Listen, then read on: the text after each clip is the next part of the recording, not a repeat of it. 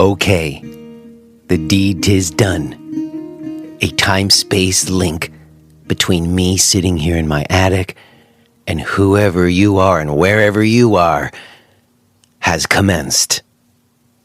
This is Jay Brown Yoga Talks podcast. My name is Jay Brown, and whether this is your first time to the show or whether you're a returning friend, welcome and thanks. I hope that this moment finds you reasonably well. I'm mixing things up here on my side. I'm recording much earlier in the day than I normally do. And I've just come inside from what has become a morning ritual of mine, which involves sitting in my backyard and having a cup of coffee. And it was occurring to me that it has only been a year since I did the fence. Were you here last year? Do you remember? If you're a regular listener, maybe you remember. It seems like another lifetime ago, but summer of 2021, like July through August 2021, all I was talking about was working on the fence, remember? It was a very different time than now, but I did the fence in the backyard, if you recall, and not only that, my wife did a bunch of different plantings that have come to fruition this year, and now it's completely transformed. It's this very magical place. And it just made me think about how I've been talking on the show with everybody who comes on, and today is no exception, about acknowledging a higher power or the idea of receiving guidance.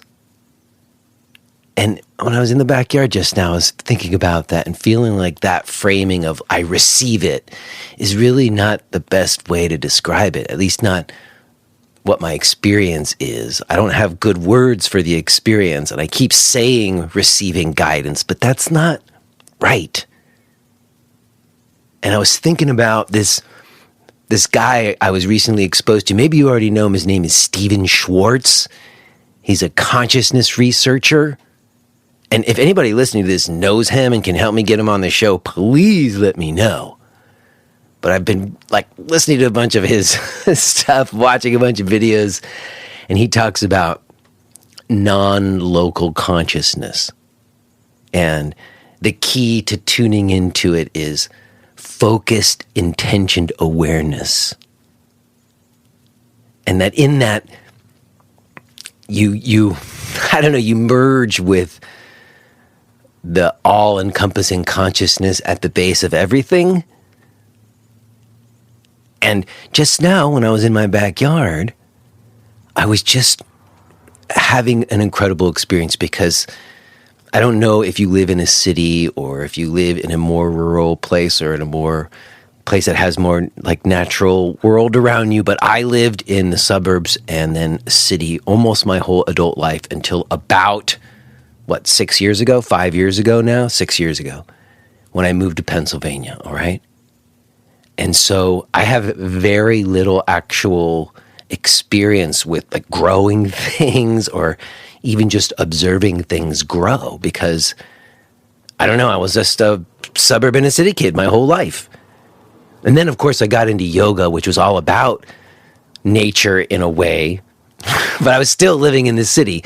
So now I'm in my backyard, and maybe you know this, maybe this is not a revelation to anybody, but if you put seeds in the earth and then you put water on it and then the sun shines on it, these plants come up that create these incredible colors, these incredible flowers. And my wife picked all of these ones that are butterfly bushes and oriented to that. And so now we have this symphony of butterflies that visit and come and hang out. And then, of course, there's all these different birds. And then this morning, a little chipmunk came right by me, what's up, dude? It was like I was in the fairy tale, Snow White in the forest, and the little animals were coming up and saying hi. And I was like, oh my God, it felt like I was living in a fairy tale. And it dawned on me, we are actually living in a fairy tale. It is like that. It is utterly enchanted, the natural world that we inhabit. Even if you're living in a city right now, underneath it all is an enchanted forest, an enchanted land.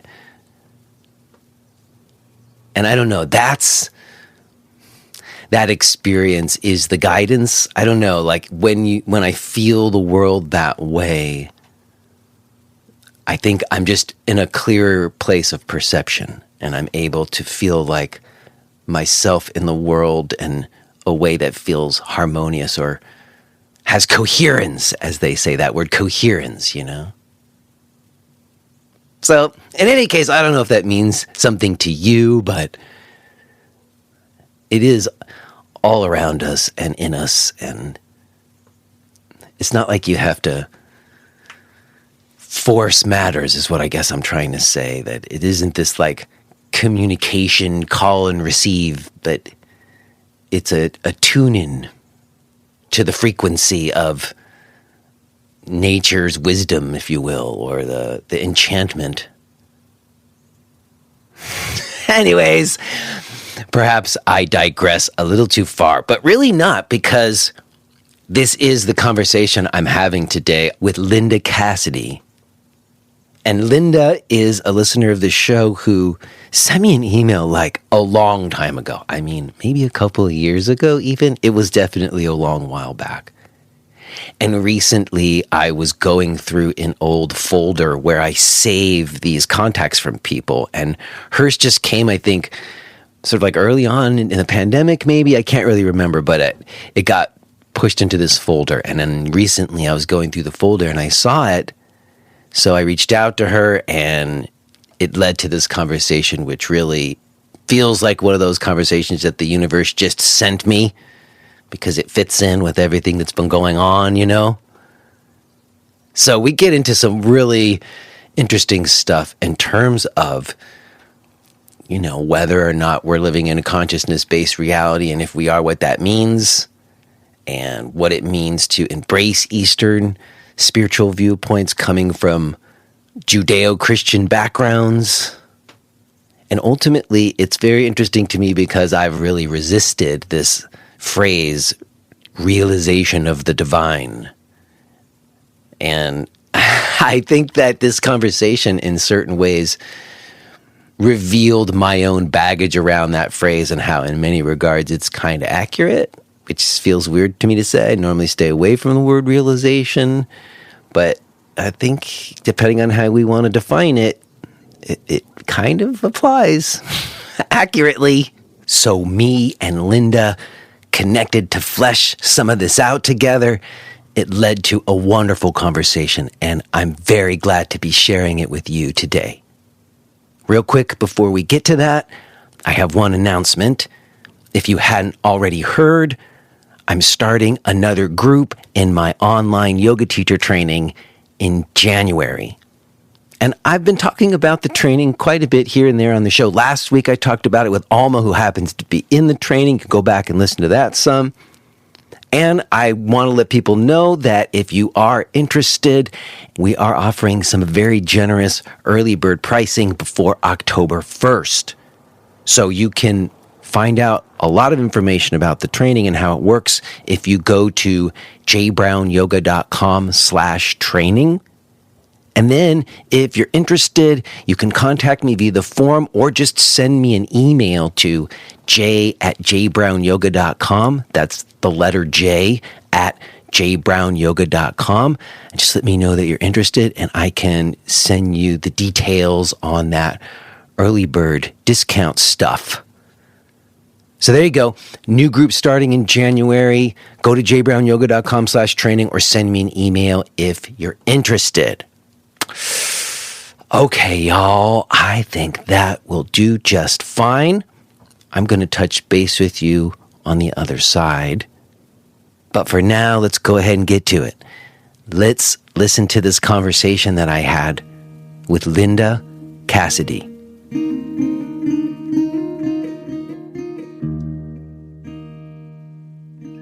Hello? Hey, Jay. Hi, Linda. Well, this is really great. Well, nice to meet you. Yeah, you too. I mean, of course, I feel like I already know you, so it's different. Yeah. Well, I guess that you know that I'm already recording and we just started then, right? You know that. Yeah, no, that's fine. That's Okay. fine. But before, I mean, are you going to edit? Because I just wanted to check on the audio. Does it seem good to you? Everything seems to sound fine to me. Can you hear me okay? Totally. Loud and clear. Well, I think we're good to go. And it's fun for me to have this moment to talk to you too.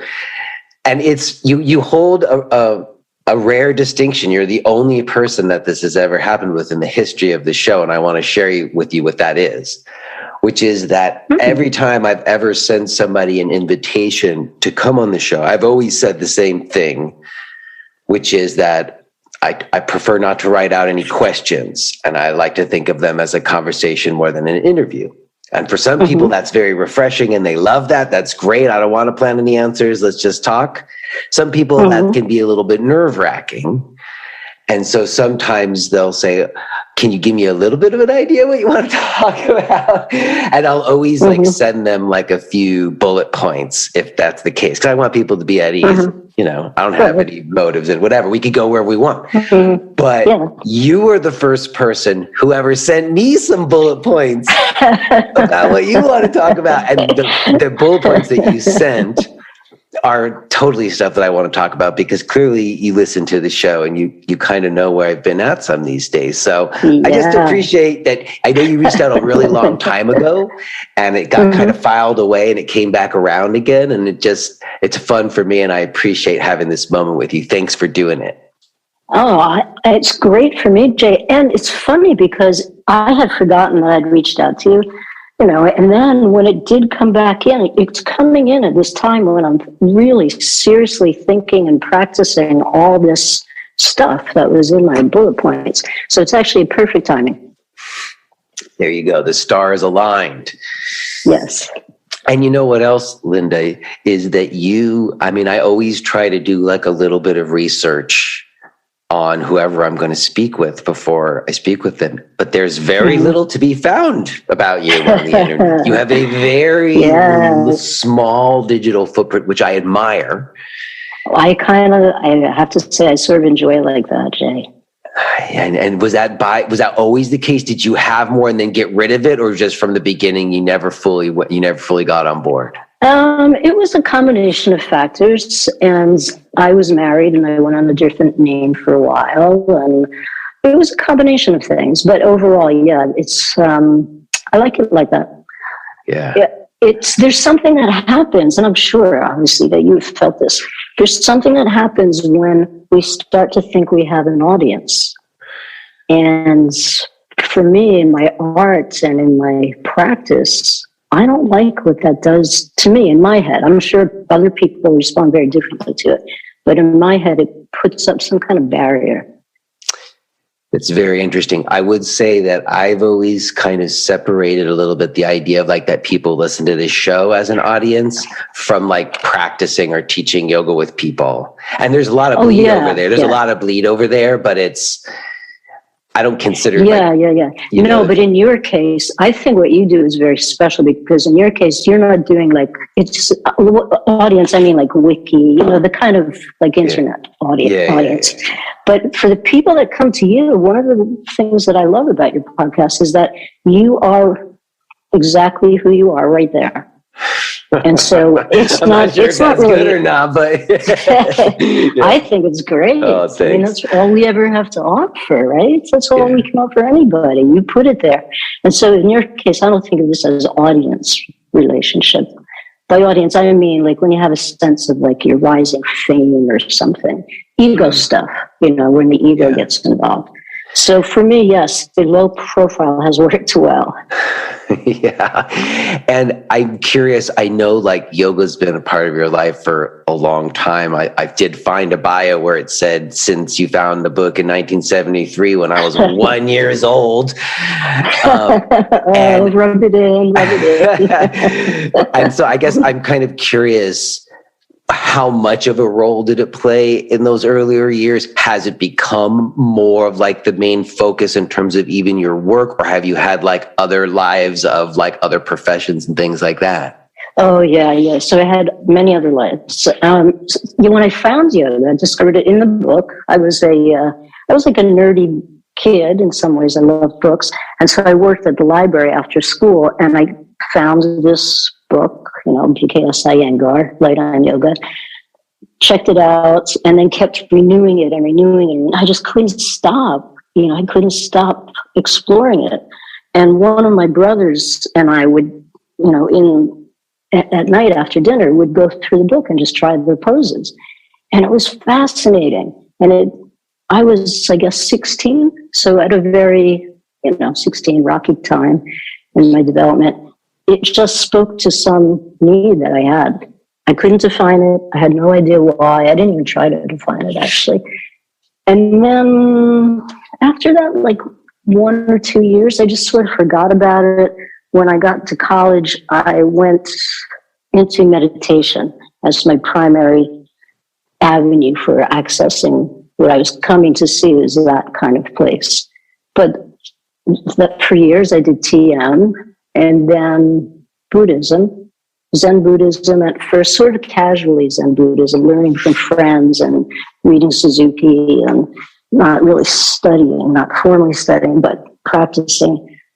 And then life, then I got married and had a baby, and I was a teacher. I taught in public schools for 30 years. Taught yoga there, by the way. Okay. That's before there was yoga in school programs everywhere, I imagine. Yeah, it was just starting. I mean, I taught on Long Island, so it's not, it has that proximity to New York, so it wasn't seen as being a completely crazy idea, but it did definitely take some selling, on my part. But yeah, so I didn't really discover yoga until I was going through a rough phase. My husband and I were getting separated. My daughter was, let's say, 6 or so, little. And, it was stressful. And I was working out at the gym then. So I was using that as my physical practice.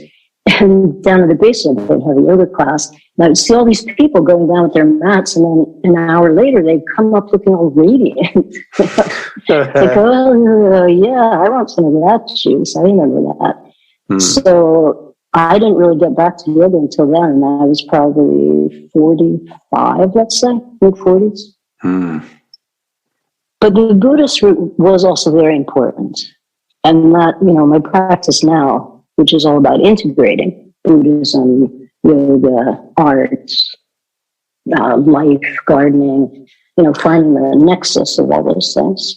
Well, let me ask you about that then, because that's interesting. We've been kind of having a discussion around that in this teacher training I'm doing. We've been talking about meditation and kind of different viewpoints around that. And it does seem like when you say the Buddhism was important, I know a lot of other people where like the yoga at that time, if you were going to classes at the gym, wasn't necessarily inviting you to pose the same questions or have the same kind of experiences as going to the Zen center or going on some, Theravada Buddhist retreat or something. They weren't overtly. I have to say I had really good teachers from the very start. Just pure blind luck, or maybe not. Yeah. But yeah, even my first teacher that I had at the gym, she was a real yogi. So she was teaching real yoga. She didn't talk about it much because of that, the gym situation. But she taught it. It was in her practice, and she referred to it enough that I could start to get some clues to follow. It's. Go ahead. I was just going to say that counts for a lot. That the teacher brought it in the room with them, even if they didn't talk about it. At least they had that practice and study in their psyche or experience when they came in the room. That makes a difference. Don't you think it makes a huge difference? You must feel that with your students all the time with your teaching. I mean, I just think that in the past, when I attempted to teach beyond like breathing and moving exercises into the more subtle aspects of things in terms of meditation or like the last 3 limbs, if you will, like I had intellectual concepts and I was good with words and could kind of talk some talk, but I just didn't really have enough life under me in a way to really, like I realized that next year it makes 30 years really. And it's just only now I feel like I have more of an understanding of what that's pointing to and not just these abstract ideas. Yeah, for sure. I feel that too in my own practice and in my teaching. I mean, I just recently stopped teaching. I just stopped teaching yoga. I just stopped this spring because I realized that I have to go back and study because I was teaching things that no longer felt like representative of where I am in my own practice. Interesting. See, that's very interesting.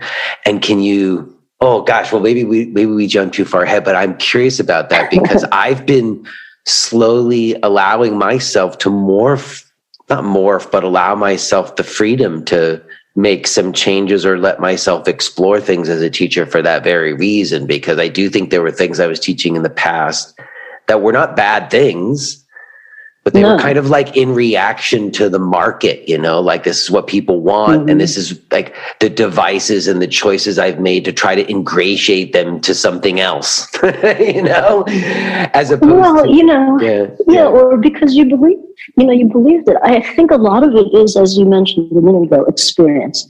So the human, we're so sensitive to our experience and we change. If we're at all paying attention, we change so much.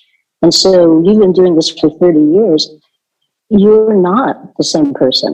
Mm-hmm. And so we're teaching everything about you has to change. Everything has already changed. It is changed. It's changing all the time.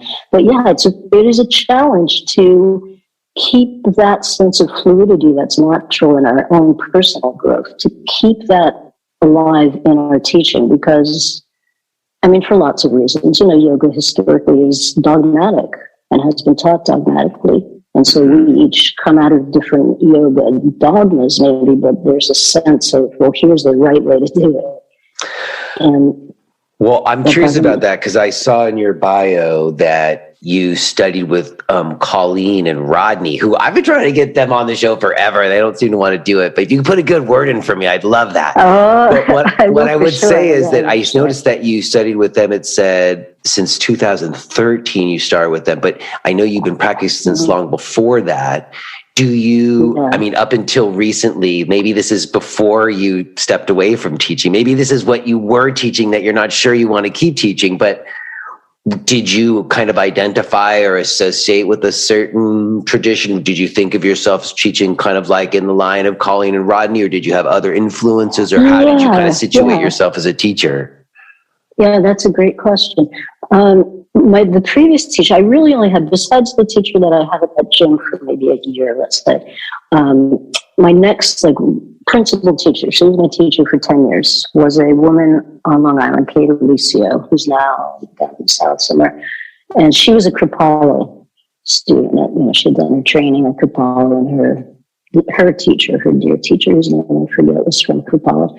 So she brought that Kripalu influence, which is not, how would you describe Kripalu? It's sort of influenced by Iyengar, but it's also... It kind of depends on when you went there. Like in the early days, it was one thing, and then it became more what I liked was like kind of comparative analysis. Like you got exposed to a lot of different things and you could kind of choose from those things, but it didn't have a lot of cohesion at some point. Right. So it was actually not that dogmatic. Yeah, that's right. That's right. Yeah. And that was, she gave me a great start in yoga. When I started studying with Colleen and Rodney, they have also questioned their dogmas, for all the time that I've been teaching with them. Rodney came very much out of Iyengar tradition, which, has, of course, many great, it's great. It's great structural stuff, great awareness stuff, focused on detail, but it also has its own dogma. And people are afraid to break those rules. They're doing yoga wrong. They break those rules. So Colleen and Rodney have already begun questioning that years before I met them. So they bring a really serious, structurally sound program or understanding into their yoga. And yeah, I teach kind of, and of course they'll put our own thing in there. I teach kind of from what I've learned from them in the last decade. So it is fluid, and it is always about questioning. So my attachment to dogma doesn't come from them. It comes from my own personality. I want in my mind, like I want to fix. My mind wants to get fixed to something. Isn't that the case? That's my mind. Right. Yeah. For a lot of us, I was going to say, it'd be nice to have something on. And then that actually becomes kind of practice too, like fixing your attention to sort of train your ability to direct it a little bit more in a way. It's interesting you made that comment. I guess go ahead. What were you going to say? I think that that's one of the cool things about yoga practice now. So now we can loosen up from the dogmas, right? That's like a big question, and that's in the air now for sure. And so we can use the practices like that, releasing the chitta vritti, fixing the mind on something in order to begin to understand how it jumps around, and then eventually lead it to quietude. And that's the stated goal of at least classical yoga, calm the chitta vrittis. Yes, I think so. And I appreciate what you just said about there being some shift. I think there has been that. It certainly doesn't feel like the same authorities on yoga or gatekeepers or dogmas around yoga that there once was. And yeah, Rodney was an early person who kind of charted his own path and didn't follow all the rules or whatever. Yeah. But which takes courage. I think so. And he was an early adopter too, and so that was that's why I think he's an important kind of figure in the history of it all to me too. When I ask people like, what was your first yoga? A lot of people, there's a generation of like people who had like the Hittleman book. and then there's folks who had a Rodney Yee video. Exactly. Like there was like these generations, and there was Lilias Folan too. I've tried to get on this show forever. Also, those are people who I think really did kind of played a huge role in sort of people discovering absolutely. Yoga. For sure. I mean, I bought my first way before I ever started teaching with them. I found a Rodney video in Walmart, or one of those places, and it was probably around 20 years ago. And it was great because he pushed it out to a lot of people in a way that was accessible. He got it out there. And so, I agree. He's been really important. And then I've only worked with Rodney since his marriage to Colleen. And so I see the two of them as having created what they're doing now, which is very much kind of yin-yang thing. So it's been interesting. Yeah. And when did you start teaching, and has it always been under their auspices, or have you taught it like in a lot of different contexts? Well, so I taught my first teaching even before I was certified. Yes, because back in the day, there wasn't the same kind of situation as now, right?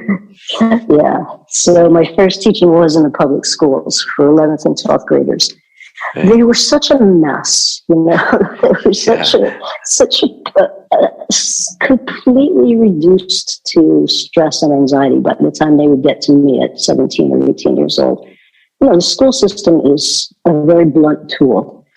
And for years, I tried to reach them through what I was teaching on art history and literature, those kind of things. And that was, you can reach people through there for sure. But I couldn't get to the stress. I couldn't get to the anxiety. And it was only when I started teaching them. I remember the first day this happened. I'd probably been teaching for less than 5 years. And I had a class of these very beautiful, sensitive kids. One of them came in and he was crying, and all the other kids, of course, were attuned to that. And we couldn't get anything done. The kid was clearly just so upset. So I put them into breathing exercises. We sat on the floor and we breathed, and then we stretched. And that was what gave me the idea of, wait a second, I can teach this. And I can make this a class. And so then I did. And then using it in that way. So I did that for a long time. Let's say, I don't know, 12 years, 15 years, something like that. And evolved that in the school that I was teaching and with the students that I worked with. And that was not dogmatic at all. That was before I started to really train again. I didn't know Sanskrit terms. I hadn't done training. Mm-hmm. So then when I started training and did a whole bunch of training with Colin and Yogi Shanti, I took on a lot of the dogma, as I said, because it's a thing in my head. And so then my teaching shifted a little bit towards that. And now I'm in a place where I want to find that middle where the dogma is useful. It's useful, to talk mythologies about the gods and goddesses and what the poses can relate to. All that stuff is useful as long as you use it as like a finger pointing to the moon, but not the actual moon. Mm-hmm. Yes. Oh, that last point. That's what I got from your bullet points that you sent me too. Like that there's a recognition of what you just said, that the things that get passed along in practice, like the things that you can do, like the text that you can study, and all of the dialogues that you can have between like teachers and students, the svadhyaya, whatnot, all of that, at some point, it's not it until that person then has whatever their experience of their life is or whatever. It's the map, not the territory, as they say. Yeah, exactly. And it's useful though. So I would never want to see that stuff like withdrawn from yoga.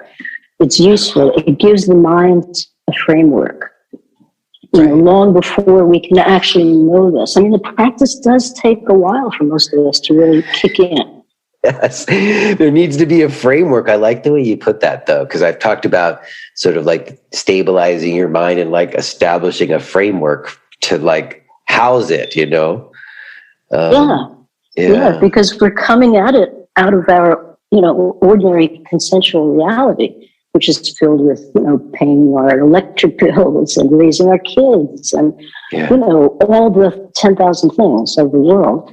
And so when we come into yoga practice, initially, I think almost everybody is pretty much bowled over by the body, by the physical effect, or at least maybe not everybody, but many people. And for me, certainly, that was true. When I really started studying and practicing, it's like, wow, I cannot believe what this is doing to my body. I can't believe how different I feel, how much freer I am in the body. But I didn't have that freedom in my head. Mm-hmm. That my head has been way slower because my head is, part of the head has to be on board to deal with paying the electric bills and raising the children. Like we have to be engaged in it unless we're penitent yogis or ascetic yogis living in a cave somewhere. Mm-hmm. So I think that's the importance of the dogma and the framework and the text, the Bhagavad Gita. I love teaching the Bhagavad Gita. So I teach now in Rodney and Colleen's teacher training. Okay. And I don't teach asana. Yeah, I don't teach asana. I just teach the text. Teach philosophy stuff. Now, let me ask you about that. Before we get to Gita, because I want to talk to you about Gita. Before we get to it, though, I have one more curiosity because I'm intrigued how I'm with you on everything that you just said. And I'm intrigued by how people of all these different backgrounds and maybe backgrounds that wouldn't have any indicators or any ways of explaining why someone would have that interest end up having passion for these things. So I'm kind of curious, like, what your childhood religious background was. Were you raised religious at all? Because we're like Westerners. We're Westerners who are adopting like an Eastern spiritual viewpoint, and and there's a choice that you make to do that, which is to sort of leave where you were born into, in a sense. So I get a sense that we both have done that. So I'm curious where you come from before you decide to embrace this kind of worldview. That's a great question, Jay, actually. It's a really good question. I want to take that. I want to steal that and ask that of all the Please do. But in my case, my mother, I was raised by an Irish Catholic mixed with Jewish So he was Unitarian because both of his parents were thrown out of their religion. He was not. My father is not particularly religious. My mother was very devout when I was young. I have 5 siblings, so when we were young, before she got to child number 3 or 4 or something, she used to teach Sunday school. She was very devout. She was a Lutheran, so Protestant Lutheran. And then she brought us up with her values, but by the time I was conscious, could understand language, what I got from her about religion was that God is everywhere and God is nature. And that means that God is in us because we're nature. So there wasn't a lot of dogma. We would, once in a while, we would go to church for high occasions, but she had her own personal sense of spirituality. So by the time I could really talk to her about any of this, she had kind of abandoned the church. I think really she just got too busy to deal with it. She had 6 children, like 6 kids within 9 years. She didn't have time to go to church and teach Sunday school and all that stuff. But that nature connection has stayed with me my whole life. And now that I get a chance to come back to it, I live in the country now, like you, and that has changed everything. Changes changes my entire perception about what spirit is. And so then after that, when I was old enough to make my own choices, I had really no strong pull towards the church. Brief moments in early adolescence of some like church-based enthusiasm, which was mostly about the youth groups because they were a lot of fun. But I kept that sense that my mother had taught me of nature being God and God being nature. So it was really kind of nature mysticism, I guess, that she passed along to me. And then when I got to college, I did my undergrad at Bard College, and I was studying, not religion, I was studying literature and music and art, and really formal studies of things, and also theoretical studies. And I decided that I was an atheist. And that went on for a long time, a really long time. It didn't start, I didn't even go back to questioning that until I started practicing yoga again. So why do you think practicing yoga made you question that? That's a good question. I think it may have, I think working with the body brings us to understanding, to an understanding that is already within us. So working with a body like this doesn't do anything external, but the repeated daily practice and moving the body and kind of kneading the body through the yoga poses. So that's how I think about it a lot lately. It's like making bread, with our intent and with the tradition of yoga practice, we are kneading the body like you need bread to create the right substance for rising, for becoming something that's of your nature but is now transformed. And I think just purely the physical practices, the breath practice, I think it started to loosen me up in that way towards going back to those childhood feelings and connections with nature as being the great spirit or God, And then I didn't see a need to question it anymore because now I feel it from within. It's not an idea anymore. Yeah. It's an energy field. It's more integrated into your experience.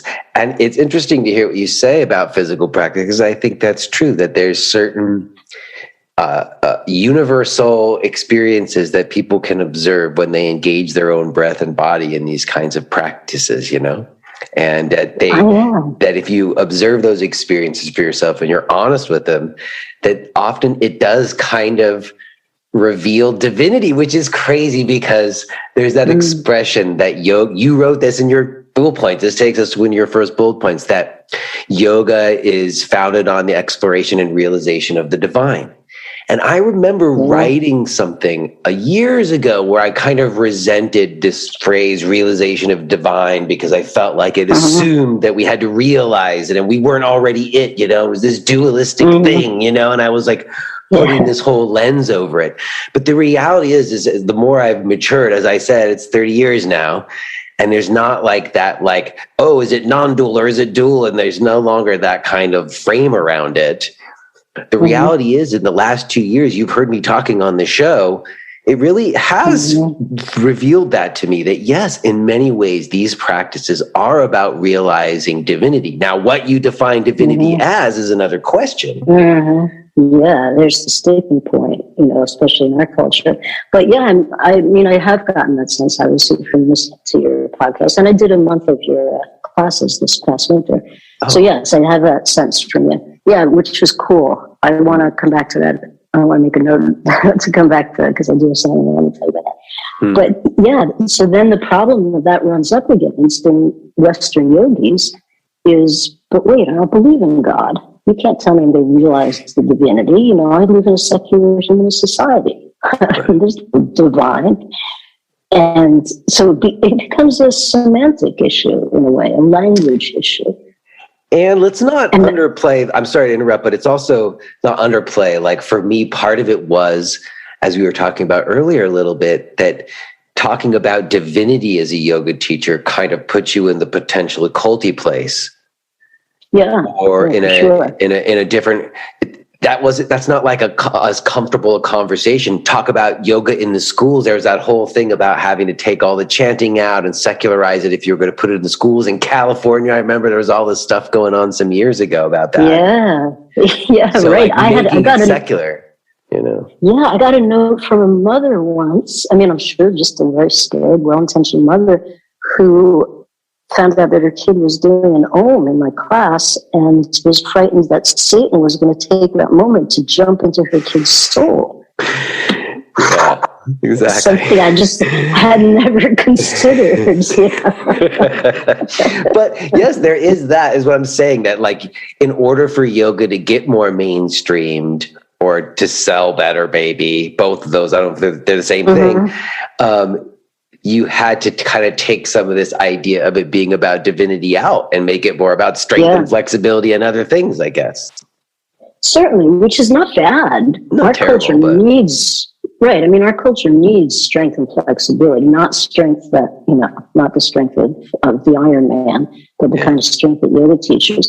So it's a good way in to the practice. But I think, and that's why I teach the stuff in Sushumna Nadi's training, I think it's missing, you're throwing out the baby with the bathwater if you don't understand that the purpose of those physical practices is not about strength and flexibility. The purpose is to find a way to connect with divinity. So what they call, has traditionally been called in Hindu culture, divinity. So I think we can call it by any other word, although I've never come up with a good one. Have you? Like a neutral way of saying spirit or divinity? I use that word. I rarely use God because it has so much baggage on it. But what I find interesting is that you wrote me that you really, and you said it earlier, you really enjoy teaching the Bhagavad Gita. And I always have kind of shied away from it in a way, because I felt, again, like I associated it with particular philosophical viewpoints I didn't align with. But the truth is, as I've learned more and I've had all these like smart people on the show come on and talk about the Gita, that there are different ways of teaching it and interpretations. And in many ways, using something like a story to teach these things. When you're trying to teach about spirit, sometimes art is a better language for it or something, or totally. As you probably can sense, I completely agree with that, because when you're dealing with art, so you can teach the Gita, I teach the Gita as both a narrative, it's part of a big epic poem, the Mahabharata, and all these things happen to these heroes and villains, and it's a story, huge, really entertaining, interesting story. So, yes, there's that. And of course, all humans relate to narrative because that's how memory functions inside the human mind. We create narratives. And so we understand our own lives through narrative. We understand other people's lives through narrative. So we all come to that lens naturally. That's not a stretch. But the narrative is structured in the Gita only for the purpose of teaching what yoga is. And, so the whole first scene, I mean, it's really perfect. So it's the most cinematic scene ever written. Armies of like 10,000, 20,000 warriors on either side, and chariots glinting on their armor, and conch shell sounding, and then right at the moment of like everybody about to kill each other. If you are hearing this message, then you're listening to the free version of J. Brown Yoga Talks. To hear the rest of our conversation, please subscribe to Podcast Premium at jbrownyoga.com/premium.